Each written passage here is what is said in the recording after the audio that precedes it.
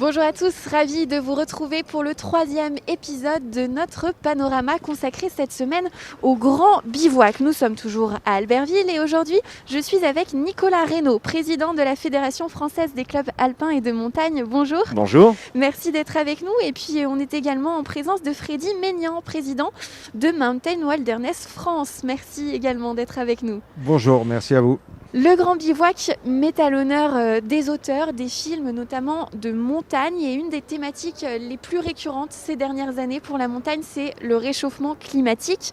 À la FFCAM, vous êtes bien sûr en première ligne par vos activités en montagne. Est-ce que vous êtes inquiet tout simplement de la situation, Nicolas Reynaud ? On est inquiet je vais m'exprimer à la fois en tant que président de fédération, mais aussi en tant que montagnard, tout simplement. Moi, j'habite en montagne, pas très loin d'ici, dans la vallée des Bellevilles. Et la montagne, on la voit évoluer, j'allais dire de jour en jour, de mois en mois, d'année en année. Elle s'assèche, elle se réchauffe, bien sûr. C'est vraisemblablement en montagne où on voit le plus les effets immédiats du réchauffement climatique. Moi, j'ai la chance d'enseigner au lycée de Moutier, juste à côté d'Albertville. Et quand on va avec des jeunes sur le bord d'un glacier et qu'on leur montre les photos de l'année d'avant, c'est-à-dire c'est pas les photos d'il y a un siècle, c'est les photos de l'année d'avant, et qu'on voit la fonte de l'épaisseur de la glace et puis ses conséquences, lorsqu'on voit aussi l'érosion des sols, lorsqu'on voit la sécheresse des cours d'eau, lorsqu'on voit les falaises qui s'éboulent, oui, il y a de quoi être inquiet, mais bon, il y a aussi des pistes à explorer encore, tout n'est pas cuit. On espère. Mountain Wilderness, c'est une association internationale de protection de la montagne et de l'environnement. Lutter contre ce réchauffement climatique, c'est votre mission, c'est votre ambition. C'est plus qu'une ambition. Nicolas l'a dit, je partage le constat. Maintenant, on n'est plus dans la situation de savoir à quel point le réchauffement il est destructeur. C'est le cas. Donc la question est plutôt qu'est-ce qu'on fait maintenant. Et alors, je dirais là-dessus, on a beaucoup à faire parce que c'est à la fois un cumul d'actions individuelles, mais qui ne suffiront pas. Quel que soit chacun, on peut se poser la question, voiture, pas voiture, avion, pas avion, il faut le faire, bien évidemment. Mais si on ne fait que ça, sa petite action, ça ne suffira pas. Il y a besoin de réfléchir collectivement et d'agir vite collectivement. Et je pense que c'est difficile, en fin de compte, maintenant, de prendre le réchauffement climatique isolément du reste. Et le reste n'est pas moins problématique. La biodiversité qui s'effondre, les pollutions, et puis, accessoirement, excusez-moi, les microbes qui se développent un peu partout sur la planète. Mais tout ça n'est pas dissocié, en fin de compte.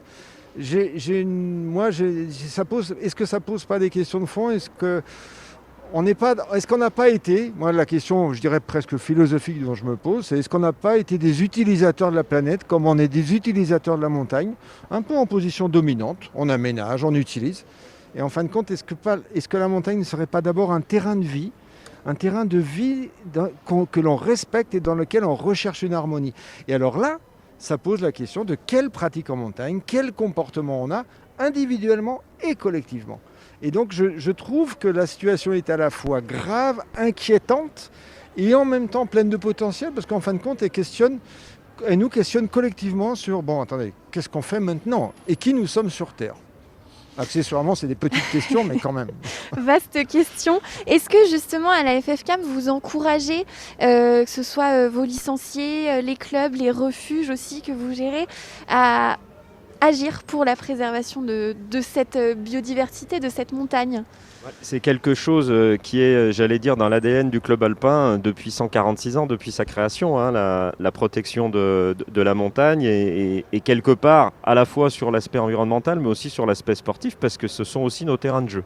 Nous, on est une fédération de pratiquants, il y a 100 000 personnes qui pratiquent la montagne et ces personnes-là, bien sûr qu'elles sont sensibles et pour elles, c'est indissociable. La pratique et la protection, c'est indissociable.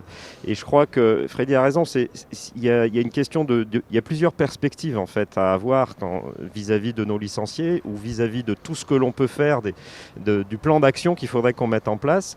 Et on pourrait résumer ça finalement en 3 temps. Il faut agir, chacun à son niveau, en tant que citoyen, en tant que pratiquant, en tant que montagnard, en tant que propriétaire, gestionnaire de refuge de montagne, en tant qu'équipeur où il faut réinventer tout un tas de choses sur une nouvelle façon de pratiquer pratiquer la montagne. Donc il faut agir, il faut convaincre, parce qu'il faut convaincre les politiques. Frédéric a raison, il ne faut pas faire que du court terme, il faut faire du long terme. Et souvent, le temps politique est un temps très court. Et les gens s'inscrivent sur une vision à très court terme, alors qu'on a besoin de porter quelque chose et de voir un peu plus loin pour justement arriver à faire ce basculement et à se poser les questions qu'on a citées tout à l'heure. Et puis pour moi, la troisième chose vraiment forte, c'est éduquer. Voilà, il faut éduquer en partie tous les publics, en particulier les nouvelles générations, mais pas que.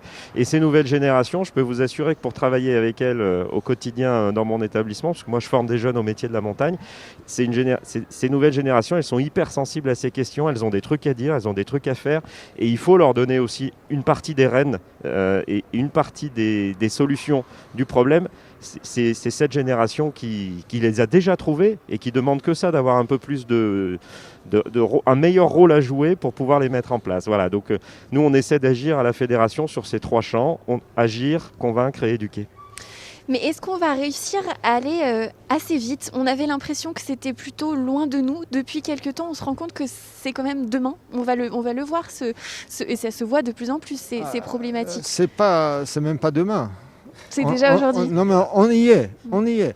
Parce que si on prend l'ensemble des problématiques, pas isolément, même ceux qui pensaient être, par exemple, du réchauffement climatique, si je prends un exemple très concret, les stations de haute altitude pensaient être un peu à l'abri. Et c'est vrai, pendant 10, 20, 30 ans, ça va, ils auront encore de la neige.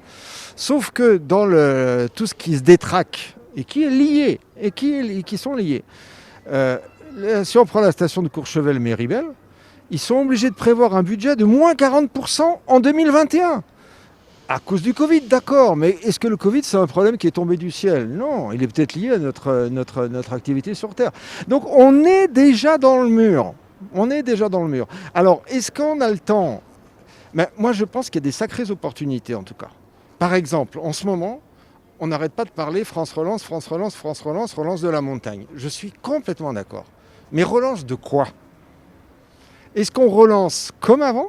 C'est-à-dire on se dit la montagne, oh putain c'est un terrain aménagé, allez on y va. Ou est-ce qu'on se dit la montagne c'est un terrain des découvertes, c'est un terrain où justement peut-être ce qui manque dans la société. Ce qui manque dans la société, en Europe il y a 80% de citadins qui vivent dans un milieu artificialisé en permanence.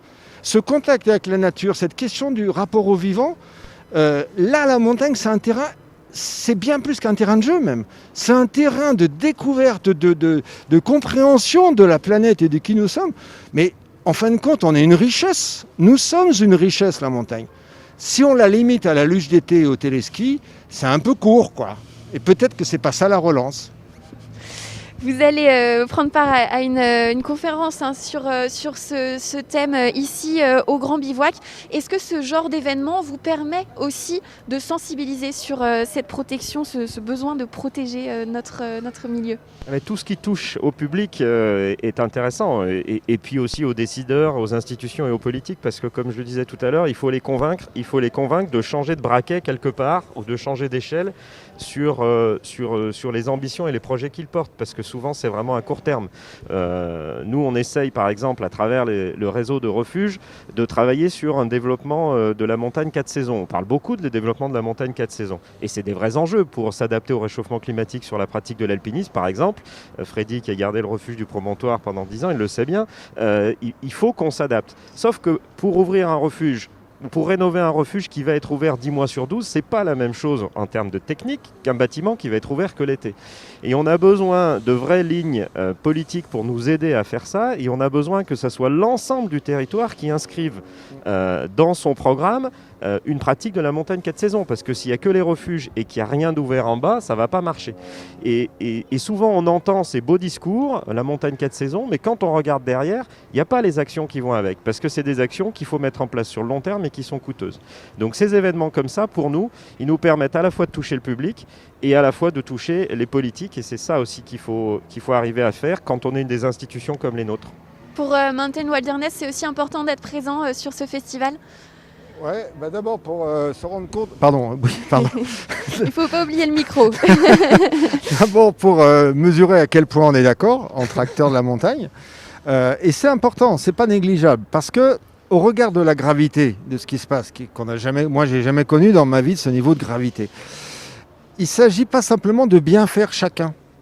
Ok, chacun a son rôle. Si je prends un exemple en territoire de montagne, un apiculteur, il peut essayer de faire du bon miel bio, tout ça. Un guide, il peut essayer de bien faire son travail là-haut. Mais ok, ça c'est le prérequis, c'est la base. Mais après, si on n'arrive pas à travailler collectivement sur un projet de territoire, sur une démarche collective, et le festival, ça peut être une base de ça aussi. C'est que des gens qui travaillent sur les territoires de montagne sans forcément travailler ensemble, ça peut être l'opportunité de se dire, bon attendez, maintenant on y va vraiment ensemble, pas simplement que dans les mots, quoi. Vous restez quand même optimiste, motivé dans cette lutte pour essayer de changer un petit peu nos habitudes? Alors, grâce au réchauffement climatique, et d'ailleurs grâce au Covid, on a des nouveaux publics qui viennent à la montagne. Et on a plus de monde qui vient à la montagne. Et bien ça, c'est un levier qu'il faut qu'on exploite. À condition que ces nouvelles personnes, on leur donne les codes, on les forme. Et ça, c'est notre responsabilité au milieu montagnard, d'être unis aussi sur cet aspect-là, de former ces nouvelles générations et ces nouveaux publics, et justement pour leur démontrer tout ça. Moi, je suis confiant parce que le retour à la nature ou l'attrait de la nature, il n'a jamais été autant présent. Nous, jusqu'à l'année dernière, les effectifs de la fédération, le nombre de clubs et le nombre d'activités sont en hausse permanente. Et les nouvelles générations, comme je disais, elles sont vraiment sensibles à ces questions-là et je pense qu'elles ont plein d'idées et elles ont plein d'énergie à mettre en œuvre. Je pense que si nous, on arrive à continuer à éduquer et si on arrive à convaincre les politiques d'aller sur le long terme, il y a de quoi être optimiste. Vous êtes d'accord, Freddy Maignan, Ouais, pour le mot de la fin? Juste prendre un exemple pour aller dans le même sens. C'est que cet été, effectivement, on a eu énormément de monde en montagne. Et avec un point qui m'interpelle, c'est que quelque part, on a tellement été surpris d'avoir du monde qu'on n'a pas été capable de bien les accueillir. Ce qui est quand même une sacrée question. Au moment où on investit dans le tourisme, il y a des endroits en Isère où ils ont fermé la route parce qu'il y avait trop de monde. Et au-delà de fermer la route, c'est que quel accueil il y a, comment on partage, quelle expérience ces gens-là, ils ont fait de la montagne. Là où il n'y avait personne pour les accompagner ou les accueillir, bon, ils ont vu la montagne, ok, mais la montagne, ça se découvre, ça s'apprend, ça se pratique. Et alors, donc, je suis d'accord avec Nicolas, hein, si on arrivait à réfléchir les investissements un peu différemment, plus dans le sens de partager la montagne, de la découvrir, que simplement de faire des panneaux ou de l'aménagement lourd, je pense que ça serait une bonne voie à suivre. Eh ben, ce sera le mot de la fin. Merci beaucoup, messieurs, pour cette vision sur cette problématique qui nous concerne tous. Merci Nicolas Reynaud et Freddy Maignan d'avoir été avec nous. C'est la fin de cet épisode de Panorama. On va se retrouver demain pour le dernier volet. Je serai en compagnie de l'auteur de BD Jean-Marc Rochette. Je vous dis à très vite sur 8 Mont Blanc.